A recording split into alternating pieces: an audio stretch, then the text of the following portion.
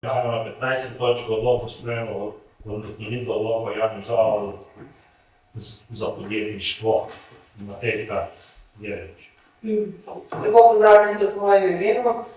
Kot verjetno veste, je s 1.1.2025 stopila v veljavo nova različica standardne klasifikacije dejavnosti, ki je nadomestila različico iz leta 2008. Tako morajo poslovni subjekti, ki imajo dejavnost določeno v ustanovitvenem aktu, uskladiti z novo različico v prvi spremembi ustanovitvenega akta. Ker bo Zavod za podjetništvo, turizem in mladino Vrednice registriral oziroma doregistriral v poslovnem registru dejavnost sklica, za registracijo potrebuje ažurirano klasifikacijo, zato se istočasno uredil tudi vse ostale dejavnosti. Zato občinskemu svetu predlagamo, da sprejme odlok o spremembah dopolnitev odlokov ZPTM po skrajšanem postopku, saj gre za uskladitev dejavnosti, kot sem rekla, standardno klasifikacijo dejavnosti iz leta 2025. Želi kdo razpravo za odlok? Ne, da glasovanje sprejme se odlok o spremembah dopolnitev odloka o Zavodu za podjetništvo in mladino Vrednice. Sokus. Vesel.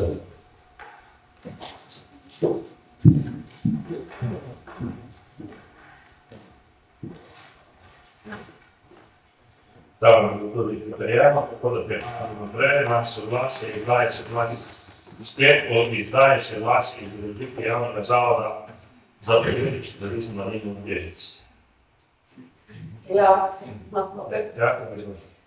ZPTM je podala da je izdaja soglasja k njemu postojila za namen nakupa oziroma financiranja e-fondov Provest, kritja stroškov zunanjih strokovnjakov in storitev in pa stroškov osebja in administrativnih stroškov v sklopu dveh čezmejnih projektov, ki jih Zavod trenutno izvaja, to je projekt Endiro in pa projekt Interval. Gre za sodelovanje z čezmejnimi občinami Zagreb in pa Zaprešić.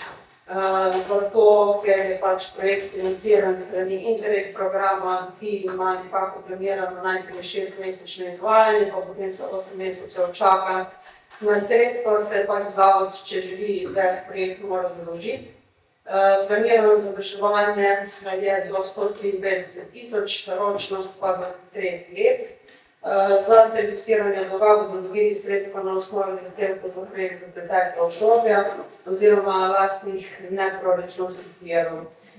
Občinski svet v tem primeru podaja zgolj soglasje k zadolževanju, ne pa niti poroko niti garant javnemu zavodu.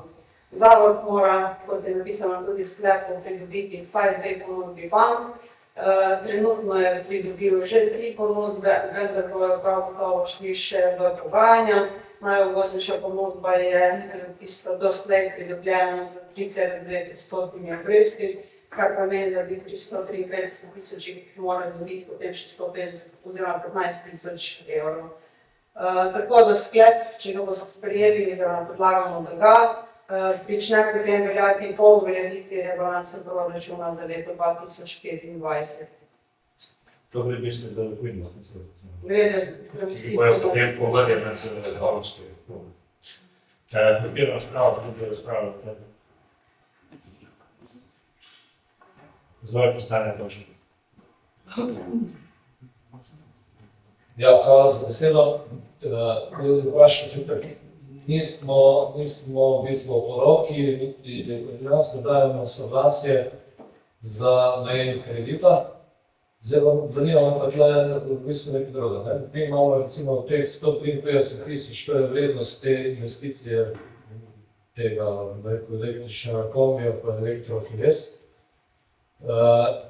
Kaj pa potem to financiranje, 3,9% pa 15.000 evrov, to so tudi sredstva, ki se bodo povrnila, če bomo uspešni, je to pogojeno, ali bomo uspešni na tem razpisu, ali je to že dejstvo, da bomo in da to radimo, da to uspeli.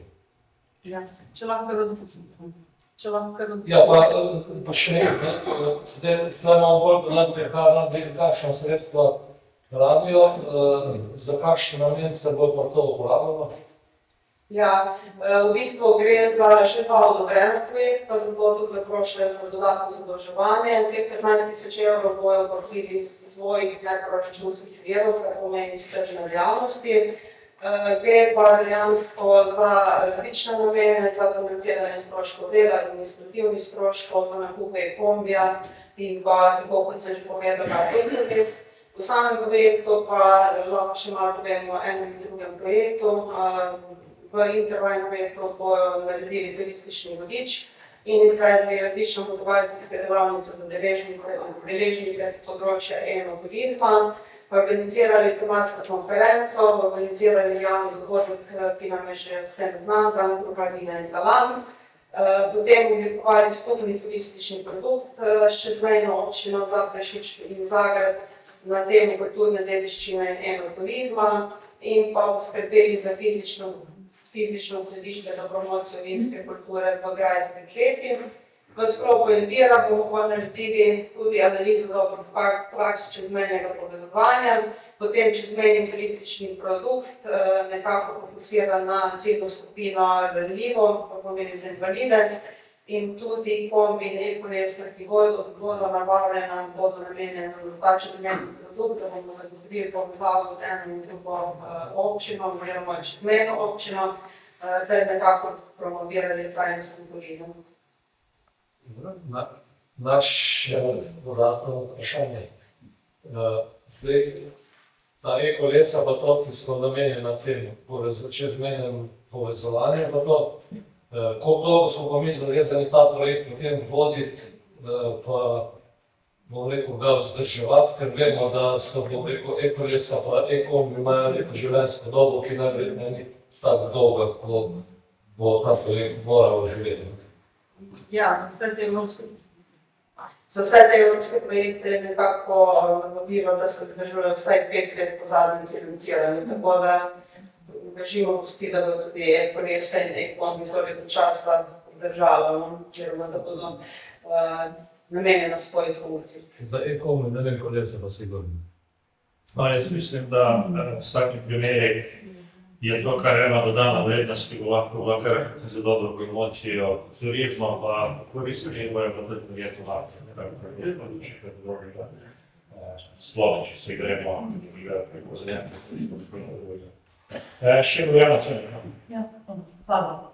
Župan tudi na začetku ste določili te Interreg projektu, je to isti projekt, v katerem je tudi občina Posavski muzej, pa ni to isti. Mene se to zanima, o kakvih sredstvih, kakšna nepovratna sredstva imamo tu izprednji. Ja, kar to odmeni. Ja, v bistvu ti dva projekta, ki sem jih prej omenila, to je Envira in Intervajn, gre za večje projekte. Tam to je 200 skupno partnerstvo, tukaj pa župan poročal preko za manjši projekt, kjer se izvajajo dogodki in v našem primeru je sodelovala tudi občina Brežice. Izvedli pa bomo veliko demo kolesarjenja oziroma čezmejnega povezovanja z občino Grdovec, tako da bo to organizirano 2 dogodka v septembru, en do 13.9. in drug 27.9. na Svetovni dan turizma, gre čisto preslikavo dogodkov, zadnji grejo na Hrvaško, njihovi pridejo sem, sočasno se pa izvedejo tudi različne delavnice za otroke in starejše na tem kolesarjenju, ker župan je tudi zadnja zdaj poročil. Kar se tiče Envira, mislim, da prav še povedati, kot rečemo, mislim, vi bo sestavni del, ki bo reprezentančna, ampak Ja, kar se tiče pa Envira, gre pa v bistvu za vzpostavljanje 2 doživljajskih središč. Eno na naši strani v Pošljavnovi vili in drugi v Varnašiču v hiši Marof. Vsebine, ki bojo namenjene oziroma ki se bojo tam predstavljali, gre nekako za povezavo trojne paradigme, okolje, energetike in turizma, tako da bo predvsem res podobno, poleg nekih vodičev, ki bodo z AR načini predstavljeni in so to sodobno multimedijsko predstavitvejo predstavljeno, ampak potem tudi vodeni, tako da bodo res sodobna centra, bi lahko rekli, sploh za okolje in energetiko za celotno Slovenijo. Prav, zdaj glasujemo sicer o tem, da damo soglasje, da bojo lahko zraven tega še kupili tudi te kombije, ki bojo potem seveda tudi povezovali nas z sosednjo Hrvaško, verjamem, da je to seveda bo zelo zanimivo, če sploh bolj iz tega področja. Oziroma, to so projekti, katere bili Hrvaška Slovenija, kaj se je bilo. Interreg, treba pa povedati, da je bilo odobrenih samo 6 projektov, med katerimi sta 2 brežiška, tako da lahko rečem, da smo bili res izjemno uspešni, kajti treba vedeti, da Interreg projekti morajo biti na Hrvaški strani, tudi naši partnerji, ki bi Dobro, jaz bi dal na glasovanje, jaz upam, da se strinjamo, da se zagotovi soglasje, da se lahko zadolžijo in seveda, da ste tudi zadovoljni. Boste pa povabljeni, kako tudi dejavnost.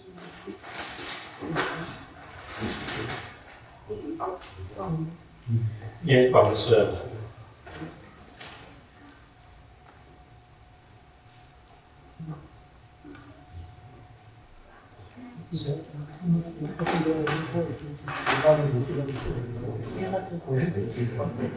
Da, tudi to soglasje sprejeto.